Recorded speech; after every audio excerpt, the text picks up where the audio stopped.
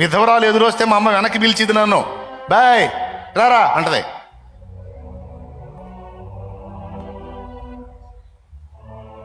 ఏంది మా అంటే, పెన్ను ఉంటుంది నా దగ్గర, పెన్ను మర్చిపోయావదా అంటది. ఎందుకంటే ఆమె ఎదురొస్తుంది, పోతే ఏమన్నా అయిద్దేమో నాకని. ఇప్పుడు మా అమ్మయ్య పోయాడు, మా అమ్మ కూడా విధవరాలే అయి ఉంది. మరి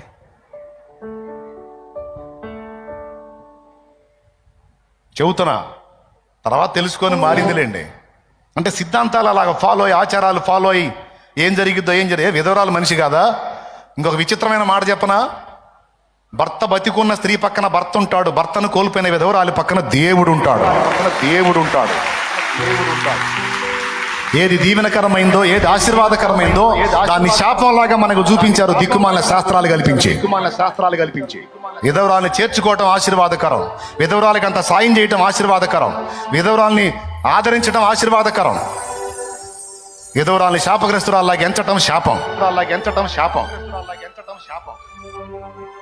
పాపం పొలం పనికి వెళ్తా ఉంది హడావుడిగా ఒక విధవరాలు, పాపం భర్త చనిపోయిన ఆమె, దేవుని బిడ్డ. ఆటో పొలం పనికి వెళ్తున్నారు. పొలం పనికి వెళ్తున్న ఆటోలోంచి దిగింది ఒక ఆమె.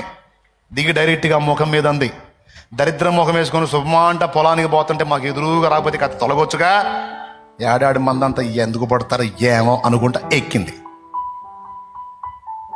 ఆ మాటని చివుక్కు మంది ఈ విధవరాలి హృదయం, అబ్బా అని. మరి ఏం చేయాలా? నీ కోసం ఇంకొకళ్ళ కోసం తొలుగుతా పోతే మరి ఆమె పొలం పని చేసుకోవద్దా? ఆమె కడుపు నింపుకోవద్దా? కానీ చూటిపోటి మాటలతో ఆ బిడ్డను గాయపరిచింది, ముఖం మీదనే అనేసింది.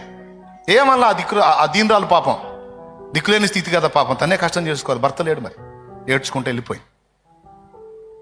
ఈ మాట పలికిన మనిషి సాయంత్రం ఇంటికి వచ్చేసరికి, ఇంటికి ఇంట్లోకి వెళ్ళింది.